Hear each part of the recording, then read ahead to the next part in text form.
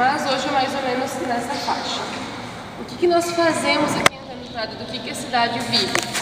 A nossa economia ela é baseada em indústria e comércio. A maioria pensa que por ser cidade de interior a gente tem uma agricultura mais forte, mas não. Nós aqui trabalhamos muito com a indústria moageira. Nós vamos passar na frente do Moinho do Nordeste, que é um dos maiores moinhos da região sul do Brasil, que tem a sua matriz aqui em Antônio Prado e a filial lá no Paraná, e só produz derivados de farinha de trigo. Então é a nossa principal indústria. Depois as indústrias moveleiras, muita exportação de móveis fabricados aqui, e também as vinícolas, que em função do clima mais ameno, nessa época do inverno, acaba propiciando o cultivo desses grãos, uva, pêssego. Não vamos passar, porque hoje no sábado a maioria não abre. Mas os mercados, as lojas vendem todos os coloniais também. A gente depois vai passar na frente, vocês podem olhar. Também acaba sendo importante para a nossa economia. E na agricultura, nada que se sobressaia das demais regiões. Aquela agricultura mais de subsistência, pequenas famílias. Só temos uma curiosidade, que Antônio Prado possui o maior produtor de moranga do Brasil. Mas as terras que ele planta não são aqui, são no Nordeste. Mas ele reside aqui e, em resumo, acaba girando toda essa economia aqui também para o município. Então é muito importante. Moranga, no Brasil. Olha só. É bem interessante. Um pouquinho sobre a nossa cultura também. Aqui 99% dos habitantes são descendentes de italiano. Os que não são descendentes de italiano não nasceram aqui, vieram buscar a qualidade de vida que a cidade do interior proporciona. Vem, se estabelece aqui e mantém a sua vida aqui em Antônio Prado. Mas a cultura principal aqui é a italiana. Alguma coisa de alemães que começaram a surgir, mas pessoas que vieram morar para cá. Em relação à história de Antônio Prado tem esse nome em homenagem a um grande conselheiro paulista chamado Antônio da Silva Prado, que facilitou a vinda dos imigrantes para cá na época que eles saíram da região do Vêneto, na Itália, aqui para a Serra Gaúcha. Como ele era ministro da Agricultura na época, ele que facilitou esse trâmite da vinda deles para cá. Ao chegar aqui, os imigrantes perceberam que a cidade não tinha nome e aí sugeriram que se chamasse Antônio Prado, em homenagem a Antônio da Silva Prado, que facilitou a vinda dos imigrantes para cá. Então, desde 1886, que foi a nossa fundação até hoje, permanecemos com o mesmo nome, que sempre foi Antônio Prado.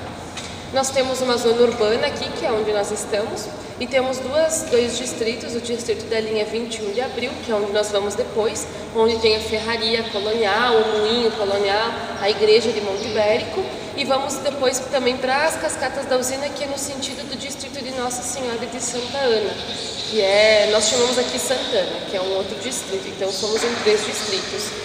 Mas o que traz os turistas aqui para Antônio Prado? O que as pessoas vêm ver numa cidade pequena, de interior, que vive da indústria e comércio, né? É um pouco atípico para a região.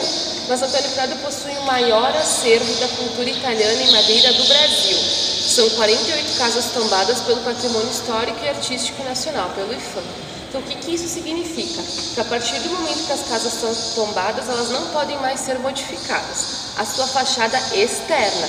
Porém, internamente, cada um pode modificar da forma que entender. Porque a partir do momento que tu é proprietário, se quiser transformar numa residência, num comércio, fica a teu critério. Mas a fachada, para que não se perca os detalhes da cultura, da arquitetura italiana, não pode ser mexida. Em nenhum detalhe. Tudo tem que passar pelo IPHAN. O IPHAN tombou as casas a partir de 1985. Então é muito recente o tombamento. Por isso que ainda existe uma educação aqui na cidade intensa para que os alunos entendam a necessidade de se manter a preservação desse patrimônio. Porque vocês imaginem que quem era dono de casas em 1985 tinha a ideia de derrubar e construir prédio e vamos levantar a cidade. E a partir do tombamento ninguém mais mexe em nada. Nós não podemos nem colocar asfalto na cidade, porque o calçamento também é tombado. Então, o próprio proprietário. Sim. E posso dizer porque a minha família é dona de uma casa e é assim. Esse é o ônus. Porque a partir do momento que tu tem o bônus de preservar, tu tem o ônus de ter que manter dos teus custos a preservação da casa. E às vezes a pessoa não pode, né? Mas a maioria pode. O que acontece? Como são 48 casas, cada ano o IPHAN vai definindo uma casa que precisa, em estado de maior emergência, de uma restauração e providencia sem custos para o proprietário. Agora, se é comprovado que o proprietário tem condições de manter, ele tem obrigação de manter a casa. Então, eu sei porque a minha família é proprietária de uma casa que eu vou mostrar para vocês depois, e a casa sofreu um incêndio em 2005, porque as casas, a maioria delas são em madeira, poucas casas em alvenaria, a maioria em madeira mesmo. E aí, com o incêndio, a família tinha que procurar fazer toda a restauração. Então vocês imaginem o ônus de ter que fazer toda uma restauração, chamar a equipe de Porto Alegre, de São Paulo para vir fazer, porque é um serviço bem delicado. Sim. Não temos pessoas aqui. E aí, claro, nós conseguimos lei de incentivo à cultura, enfim, mas é o proprietário quem tem que se preocupar com isso. O IFAM não toma frente nesses assuntos, é bem particular. Falaste aí a madeira das casas foram construídas há 100 anos, é uma madeira diferente da madeira que comprou o que eu vou te dizer assim? O que eu vou te dizer? As casas datam mais ou menos de 1890 a 1930. Todas as casas tombadas têm uma plaquinha prata ao lado da porta. Então, se vocês querem identificar se a casa é tombada ou não, é só procurar pela plaquinha. Nós vamos passar pela rua, vocês vão ver que todas têm. E nessa plaquinha consta o ano de construção e uma breve história para que a pessoa que está visitando a casa possa interagir com o que acontecia naquela época em que ela foi construída. Então, tem trechinhos de histórias relatadas por algum familiar. E a madeira das casas são os primeiros pinheiros que existiam na região, as araucárias bem fortes, porque imagina, eles foram abrindo a estrada, né? Então, imagina as árvores que não tinha aqui. Poucas casas têm cupins. Nós, o pessoal da...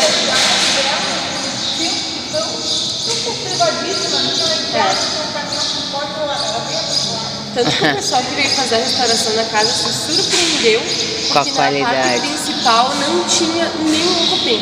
Os móveis sim, porque os móveis vieram depois, mas a estrutura da casa, elas são perfeitas.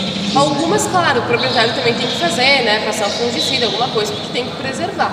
Mas desde as cores, dos detalhes, tudo permanece como na época da construção. As casas têm detalhes bem interessantes que vocês vão poder fotografar depois, que são os lambrequins. Os lambrequins são os detalhes que tem no telhado, na beirada do telhado das casas, e também são feitos em madeira. E o que significava o lambrequim? O poder aquisitivo da família. Então, quanto maior era o lambrequim, mais condições a família tinha. Isso, então era uma forma de se mostrar para a comunidade, e era o próprio proprietário quem torneava e fazia os lambrequins. Algumas casas estão sempre, em função de ficar exposto a sol, chuva, acaba tendo que ir para restauração mais frequente. Então algumas não tem, mas a maioria vocês vão ver, cada uma é um desenho diferente. E se tornou um símbolo da cidade, o lambrequim. Bem interessante. As casas, pessoal, elas estão localizadas todas no centro da cidade, essas 48. Tem uma casa apenas que não está no centro, as outras estão todas dispostas aqui na praça. Então também acabou tombando o centro da cidade, né? A zona de comércio, de serviço, né? E é interessante lembrar que quem conhece Bento Gonçalves, que também é a mesma cultura, as casas são bem diferentes. Apesar de ser ambas cultura italiana, em Bento Gonçalves vocês encontram aquelas casas com porões de pedra e a casa em cima de madeira, onde eles armazenavam os vinhos. E aqui não, aqui são casas voltadas para o comércio. Tem uma casa apenas que tem o porão de pedra, o restante é casa de madeira do início ao fim, bem casas para comércio. Isso também que diferencia a arquitetura daqui de uma arquitetura de Bento Gonçalves, por exemplo. Falando para vocês um pouquinho da Igreja Matriz, que também é uma das edificações tombadas pelo patrimônio histórico. A Igreja Matriz, a primeira igreja, ela existia em cima de um morro que não existiam as escadarias aqui na frente. E ela foi construída em 1886, quando o município foi fundado. Mas era uma igrejinha bem pequenininha, de madeira, e com a evolução do crescimento da população, em 1925 eles se reuniram e construíram essa que é a nossa atual Igreja Matriz. A igreja, ela tem alguns detalhes interessantes, como o formato, que ela é em formato de cruz, como era costume da época a construção das igrejas. Ela tem alguns artigos de madeira que, apesar de não serem mais utilizados, já que a igreja tombada não pode ser retirada, como o púlpito, que é ao lado, onde o padre fazia o sermão durante a celebração. Hoje já é feito do altar, mas permanece aí. Lá atrás tem a pia batismal e a cantoria lá em cima. Ambos também não são mais utilizados. Tanto o batismo quanto os corais ficam aqui no altar, mas a pia permanece lá. Eu lembro que quando eu fui batizado pelas fotos ainda era na pia, e hoje já são todos aqui. E aqui ao lado tem o confessionário, ó. Aqui tem um e o outro lá atrás. Eram dois, porque um era para os homens e um era para as mulheres. Então são dois confessionários. Hoje quem vem fazer confissão é diretamente de frente a frente com o padre, não utiliza mais. Mas eles permanecem para enriquecer mais a igreja também. Como é que é o nome da igreja?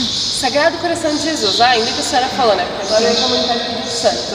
É a igreja do Sagrado Coração de Jesus, que é o santo que se encontra aqui no altar. Aqui o povo é muito devoto ao Sagrado Coração de Jesus, que é o nosso padroeiro, Nossa Senhora de Lourdes, que está lá na Gruta Natural, e Nossa Senhora do Caravaggio e Santo Antônio, que na cultura italiana como um todo, eles são bem fortes. Então são os mais adorados no município. E tem um santinho que é um pouco diferente, que eu não sei se alguém conhece, que é aquele menininho. Santo Marcelino. Dificilmente as pessoas sempre perguntam quem é, porque ele é um santo que é muito Marcelino antigo. Champagnat, não, né? Não, é São Domingo Sávio. Ele é o santo das escolas La Salle. Então tem uma rede de escolas que o santo padroeiro é o São Domingo Sávio. Então é aquele pequenininho com a plaquinha. Bem diferente. Eu não sabia